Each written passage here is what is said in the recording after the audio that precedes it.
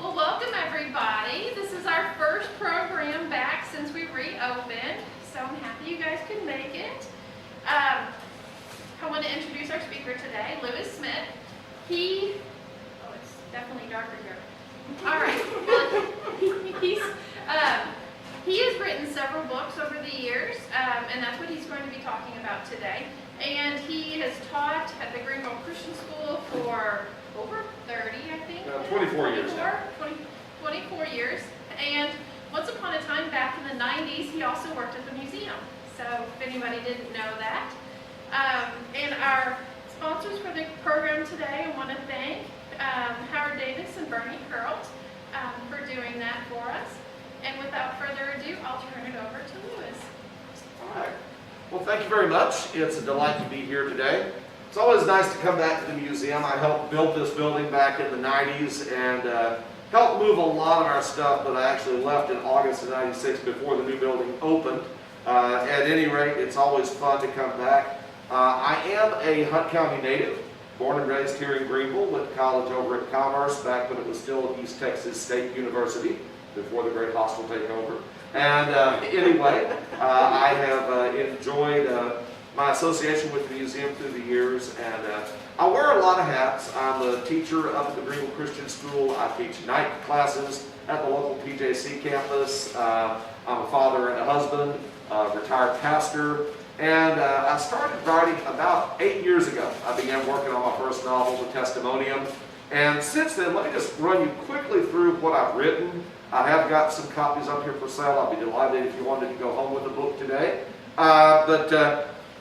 The Testimonium was the first of a trilogy of what I call biblical archaeology thrillers. Basically, my crew of archaeologists reappears in 3 different stories. They find cool things generally related to the biblical narrative that tend to make bad guys want to blow them up. So anyway, that's just a thumbnail shot. The first story is set on the Isle of Capri in Italy. This was the first novel I ever wrote, and I fell in love with the characters, so I brought them back for another adventure set 2 years later in Israel. Cool little side note, I got to visit the site that's in my cover photograph there, the caves at Qumran where the Dead Sea Scrolls were found. And then the last adventure, my most recent novel published in 2018, which is called The Gnostic Library, and it is set in the Black Desert in Egypt, not far from Karga. And then I've also written 2 just straight up historical novels that are entirely set within the ancient world. The first one, The Redemption of Pontius Pilate. Pilate popped up as a historical figure in the Testimonium, and I've always been fascinated by his story. He is actually the only European in the New Testament narrative.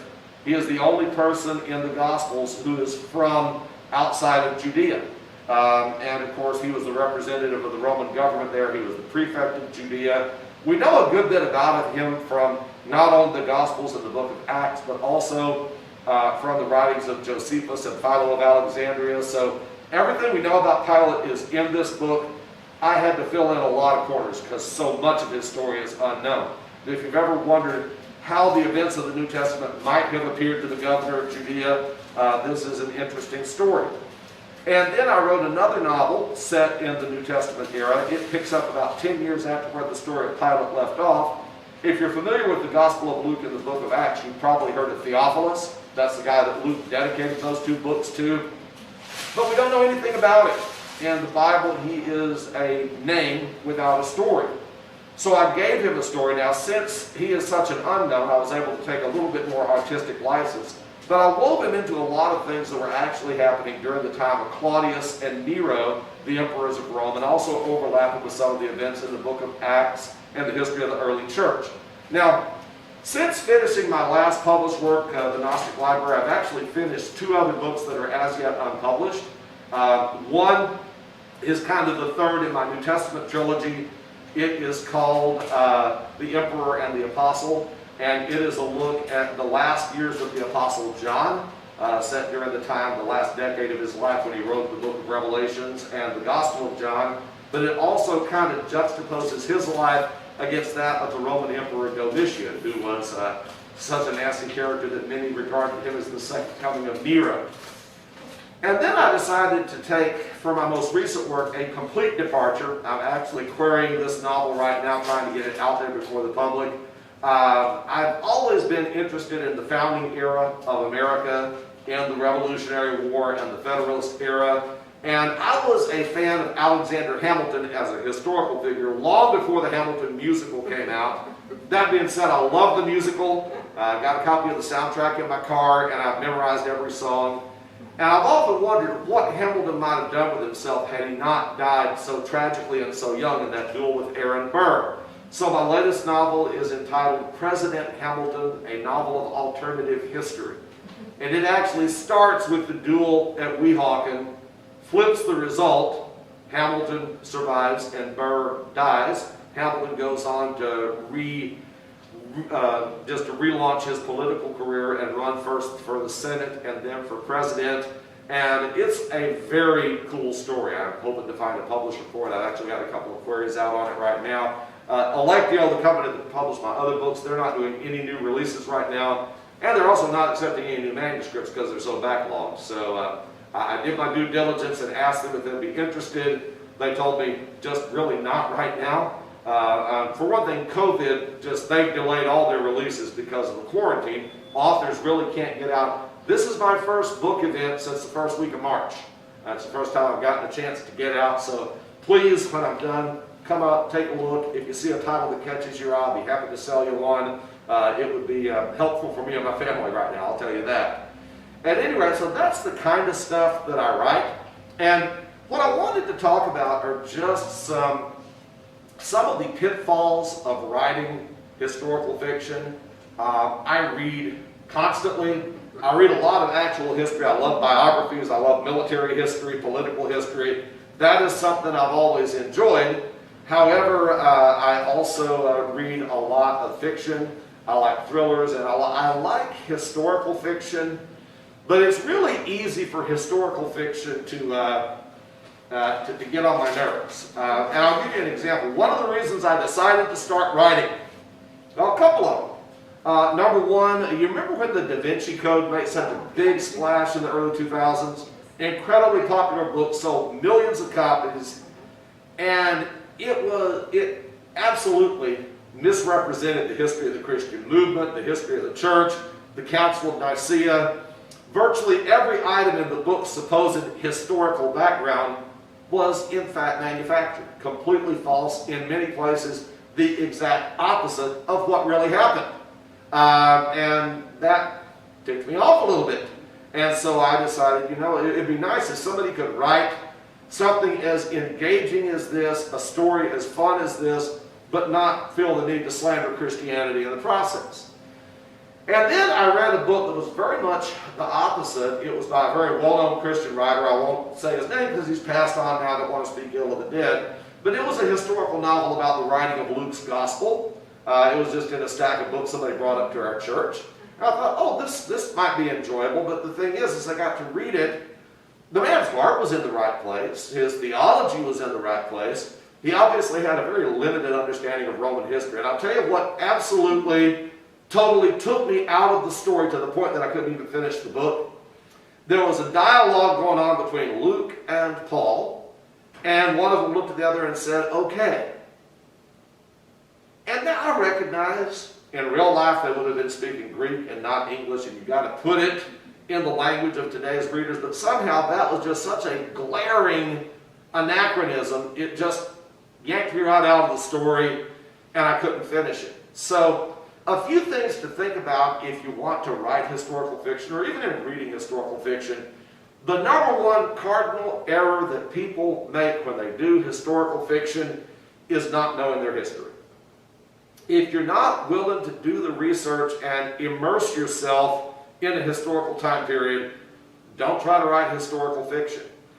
You need to go back and read. Most important thing is try to read your primary sources. When I was writing a story about Alexander Hamilton and Thomas Jefferson and James Madison, I went back and read what some of these men had written. I read some of their speeches, some of their letters, so I could try to get a feel for what their authentic voice would have been like. When I was writing about the Roman Emperor Domitian, I went back and read Tacitus and Suetonius, who are the two primary historians of the 1st century AD, in order to get what they thought this person was like. And Theophilus, when I wrote about Claudius and Nero, kind of the same thing. You have to have a real familiarity with your topic to write convincing historical fiction. Now, that being said, you're probably going to make a few mistakes here and there. That happens, and you can't let a single mistake ruin a story for you, but at the same time, it's also good to avoid them whenever possible.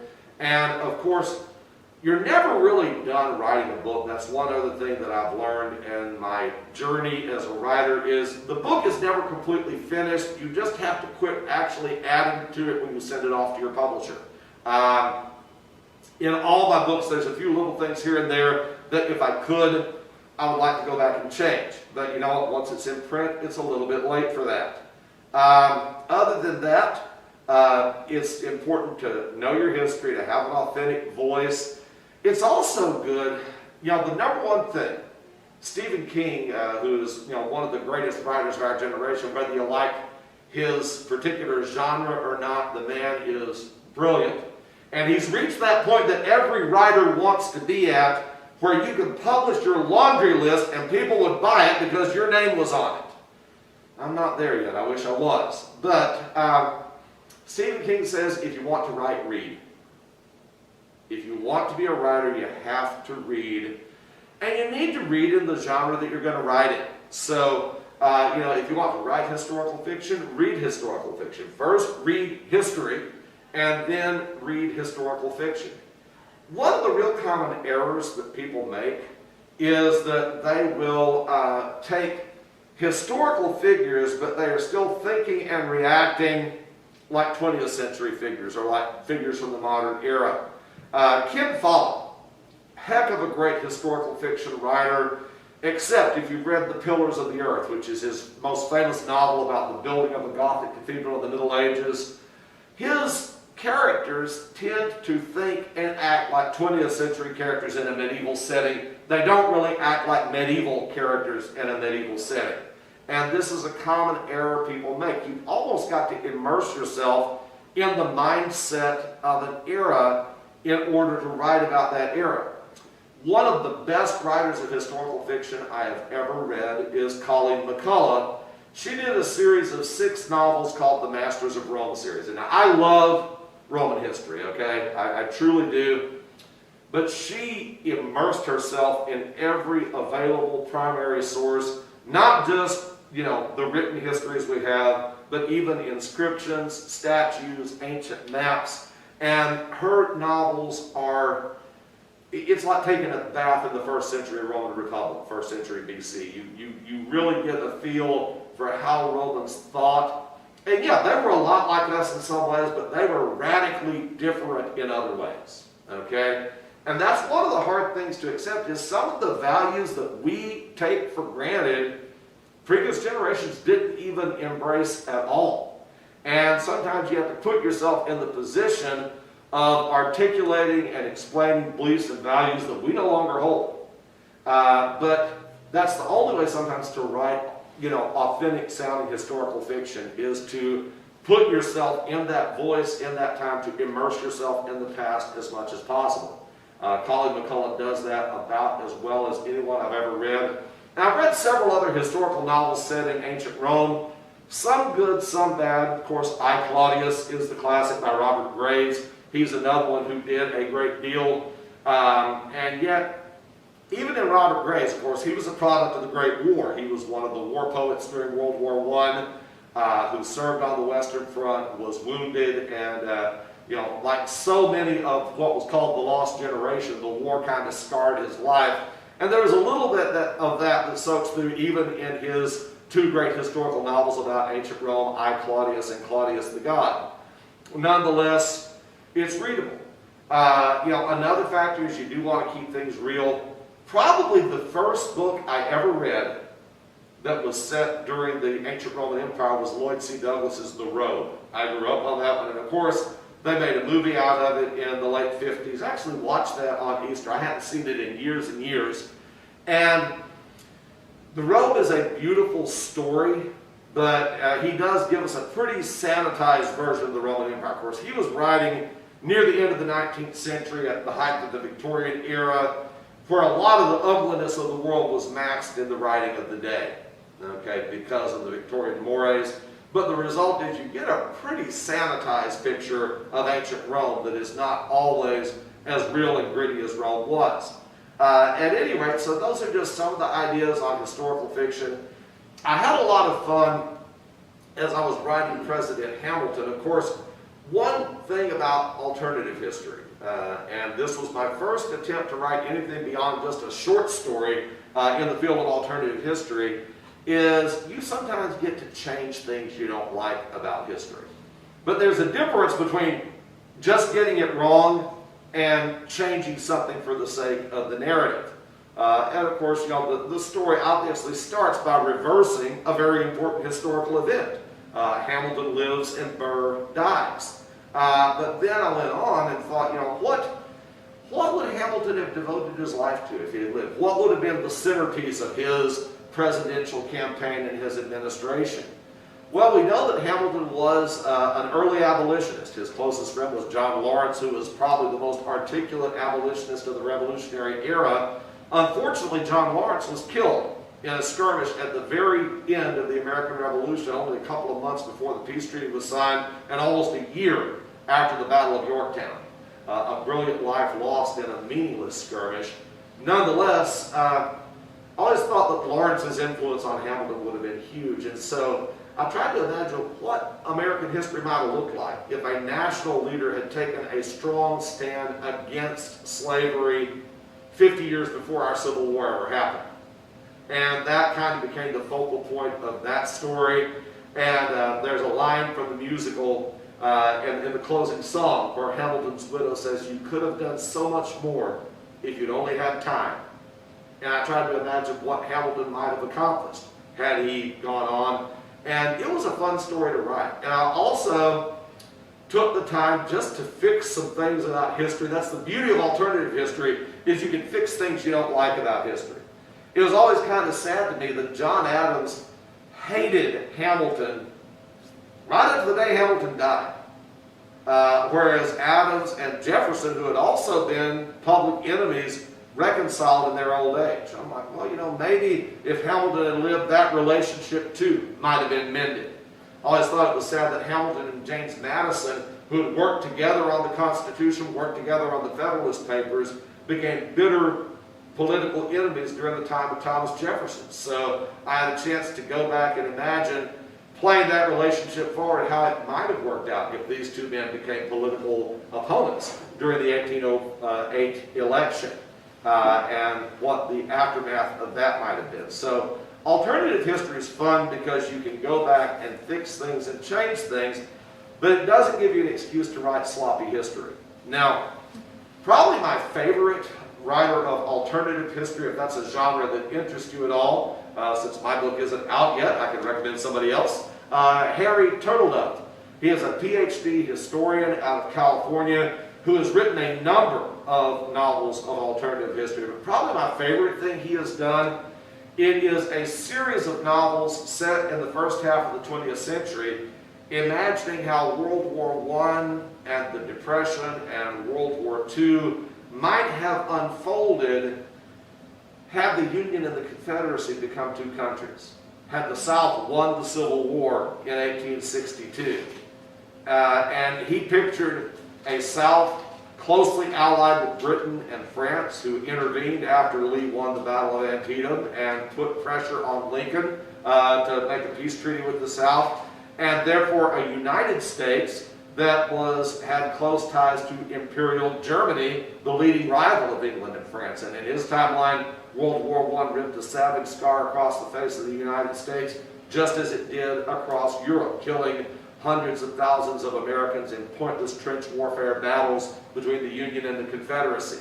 And it's a powerful series of novels that actually takes the story all the way from the beginning of World War I in the United States, and that novel is called The Great War American Front, right up to the end of World War II. So that's an example, and everything in Turtledove's novels is plausible. You know, you read it, you're like, wow, that might be how it would have played out if there had been two countries instead of one. And in World War I, we have Woodrow Wilson as the president of the Confederacy and Theodore Roosevelt as the president of the United States. So that's alternative history is a fun field. A lot of writers have written various things in it, and that's something I just literally got my toe wet with this latest story. But if it's successful, I might consider trying something else in that genre later on. Anyway, so that's just a few tips and tricks in writing good historical fiction. Immerse yourself in the era, know your history, read other books in the same genre, try to avoid obvious mistakes, and if you choose to go into alternative history, don't be afraid to change things, because that's kind of the whole point of writing an alternative to the history that we have. Anyway, I want to thank you guys for coming out this afternoon. Anybody have any questions? Yeah. Would it help to read novels written in the time frame in which you want to If you're doing something that's in relatively modern history, because the novel is a fairly recent invention. You know, novels really came along in the 18th century. Well, I just mean like writings, maybe like fictional writings. Right. You know, read stuff from the era in which you want to set your story. And obviously, the more recent it is, the bigger a variety of stories there are out there. Some ages aren't chronicled as well as others. But yeah, it certainly helps just to get an idea of how people talked and communicated and idiom and things like that, if you read works that were actually written during the era that you're talking about. Anybody else have a question? Yes? I probably have 2 or 3 questions. Oh, sure. Because you talked about other authors as well as yourself, I got a little confused. Does every single book that you have published have Bible characters in it? Of the ones that are in print right now, yes. But the next one's don't. Right now, the Emperor and the Apostle is set in the close of the New Testament era as well. President Hamilton, obviously not. Although, you know, as a believer, my faith is going to be reflected in everything I write, regardless of when it's set. And in Hamilton's case, it was easy because he was a deeply religious man. But you're using their names in the characters. That was my Right. part of the question. Right. You're using their name, not just the story of. Right. Okay. Right. That was what I didn't get straight. You know, did your characters based on that, but you named them something else? And I didn't get that. No, actually, like, you know, I mean, Pontius Pilate obviously was a real person. Most of the characters in his story are real people. Some of the minor characters, not so much. But, you know, when I use real historical figures, I try to use them in a way that is consistent with what we know of their actions and their beliefs and their real history. Okay. And then a very personal question, because it's people I admired, and that's Lewis Smith Jr. and Sr., but Jr. and Lewis Smith Jr. and wife Jean, who lived in Commerce. Are you related? No. No, You sorry. missed out. No, my dad was Ben Smith. He pastored here in Hunt County for almost 50 years. He was at North Baptist Church here in Greenville and Faith Baptist Church in Quinlan. He also did a lot of interim and supply work. He moved to Hunt County in 1962 and pretty much stayed in Hunt County with a one-year exception when we moved briefly to one of the suburbs of Dallas when I was a kid. Stayed in Hunt County the rest of his life. And he and Mom were members at Highland Terrace for the last few years. Dad passed away 3 years ago and Mom passed away last summer. Mom's name was Laura Smith. Laura. Mm-hmm. She was a retired school teacher. Okay. And Lewis was in the education field, and Jean was too. Oh, okay. And Yeah, no, it's a different. and I was second mom to their dog. Oh, okay. Yeah, different set of Smiths. Different set of Smiths. Okay. Yes, ma'am. And one other thing. Oh, sure. I just wanted to comment. I'm not as critical of the writers because I never know what their attitude was. Right. So anything that they don't base so strongly on the actual history, I accept it because there's something going on in their mind concerning it. Oh, yeah. It's And just. so I read those books that you were mentioning. Oh, yeah. Well, see, just as a pet peeve, you know, and like I said, it's because I've taught history for 24 years. When I spot something that's kind of glaring, it takes me out of the story. But you know what? Dan Brown sold way more books than I have. Take a So, good view on it. yeah. Yes, ma'am. What's on your bucket list after you get published? What are you planning in the next 10 years? Oh, good question. I would like one of my books to break through to a national audience. I've had good local sales, but I haven't really had any of my books take off the way I want to. I'd like to have at least one book hit the bestseller list. And then personally, there's a few things I would like to do. I'm 56. I figure I've got probably 20 good, solid, active years left before all those cheeseburgers catch up with me. I want to go to Europe. I've been all over the Far East. I've been to Israel. I want to go to Italy. I want to go to France. I want to go to England. You know, those are high on my personal bucket list of things to accomplish. Particularly, I mean, Italy, just you're standing on the Renaissance and you scratch the soil and there's the Roman Empire right underneath. There's just so much history there and so much cool stuff being found all the time. Archaeology is a passion of mine. I even got to take part in a dig when I was over in Israel. We only got to spend one day actually doing archaeological work, but it was so cool just watching the ancient pottery shards and stuff come out of the ground and the things that are being found all the time. And you know, that's another thing. If I ever get the chance to go back to Israel, I would love to stay for a month as a volunteer digger for the Israeli Antiquities Authority and just help uncover some of the history of that remarkable country. And you'll have to get your book to Lin-Manuel Miranda. Yes, a matter of fact, that's one thing. If I could get just a critique or a blurb from him when President Hamilton hits the presses, that'd be good for several thousand sales right there. And that's actually one of my strategies. Like I said, I've got to find. Right now, I'm shopping for a literary agent, and then hopefully can rent it to a big publisher. But I think the topic is hot enough that it should hopefully draw some attention. Anyone else? All right, well, thank you very much for having me today.